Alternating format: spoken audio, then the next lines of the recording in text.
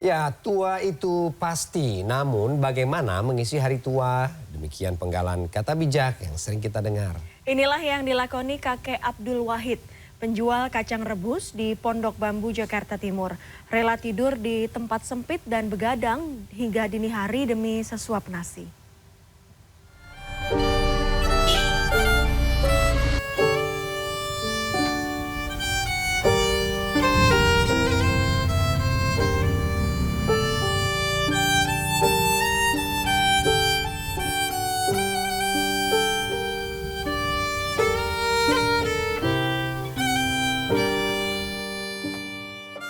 Pagi belum juga berlalu saat bedeng kecil yang hanya berukuran 1 kali 2 meter ini mulai nampak ada kehidupan.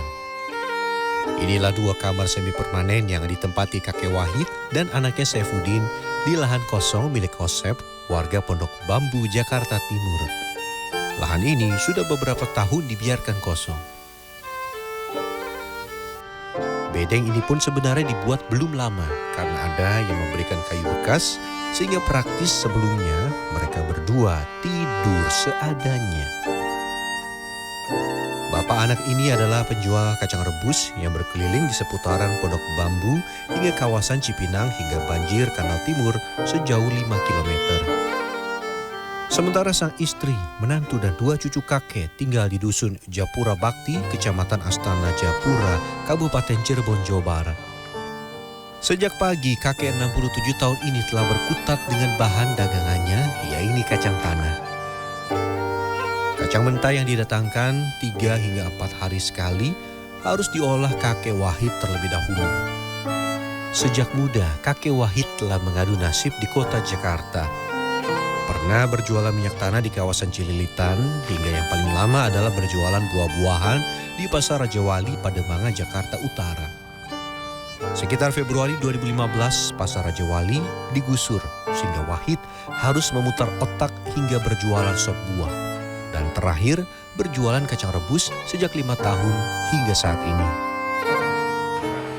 Ya karena kalau dagang kacang kan istilahnya kalau rugi nggak gede kayak dagang buah. Kalau ini kan kalau rugi suka fatal es buah kalau sepi. Untuk mengurangi pengeluaran, Wahid menggunakan kayu-kayu yang dibuang dan juga beberapa kayu bekas untuk merebus kacang mentah. Anak kakek Wahid, Saifuddin, ikut berjualan di Pondok Bambu. Setelah sebelumnya pria 45 tahun ini berjualan untuk orang lain di daerah Keranji, Bekasi, Jawa Barat. Karena kakek Wahid seorang diri, akhirnya Saifuddin bergabung bersama. Ya ingin nemenin bapak aja lah, sendirian kasihan. Meskipun saat ini bersama dalam satu tempat, antara bapak dan anak ini punya daerah operasional tersendiri. Bahkan sejak mengolah pun masing-masing sudah sendiri-sendiri. Saifuddin cenderung berkeliling daerah pinggiran, sementara kakek Wahid yang sudah tua cenderung untuk lebih dekat. Karena rezeki jelas masing-masing.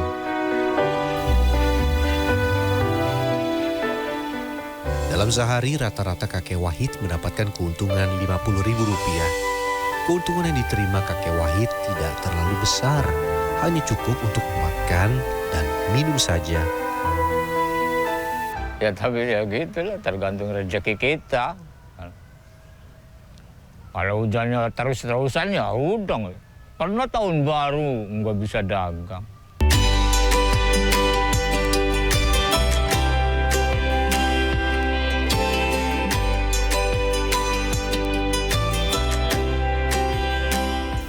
Sambil menunggu pembeli, kakek biasanya sudah menyiapkan kacang yang dibungkus dari kertas. Karena pembeli biasanya hanya mau yang sudah dibungkus dan tinggal dibayar saja. Kacang rebus disukai sebagai cemilan pada siang atau sore hari. Beli ini kacang rebus buat di rumah karena kan ya sehat sih ya, rebusan gitu deh, suka buat nyemil di rumah. Terus ngelihat bapaknya juga ya udah usia ya kayaknya. Kasihan Pak Wahid juga kan, jualan udah sepuh gitu ibaratnya. Kalau kita nggak belanja kan kasihan juga. Baik kakek Abdul Wahid maupun Saifuddin baru pulang berjualan setelah lewat jam 12 malam.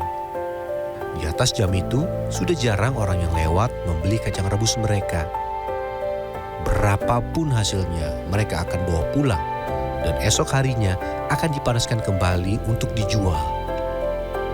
Maksimal kacang masih layak dijual selama 2 hari saja. Bagi Saifuddin sebenarnya sudah ingin agar orang tuanya bisa beristirahat saja di kampung halaman.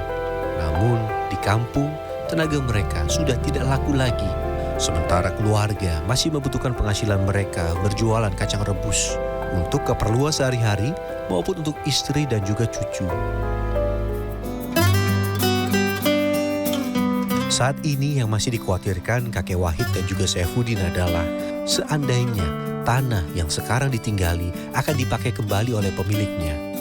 Mereka akan kebingungan tinggal di mana. Sementara banyak para pedagang dan tukang asongan yang memanfaatkan lahan kosong untuk istirahat dan juga tempat tinggal. Kartika Bagus, Sony Sulistiono, Jakarta.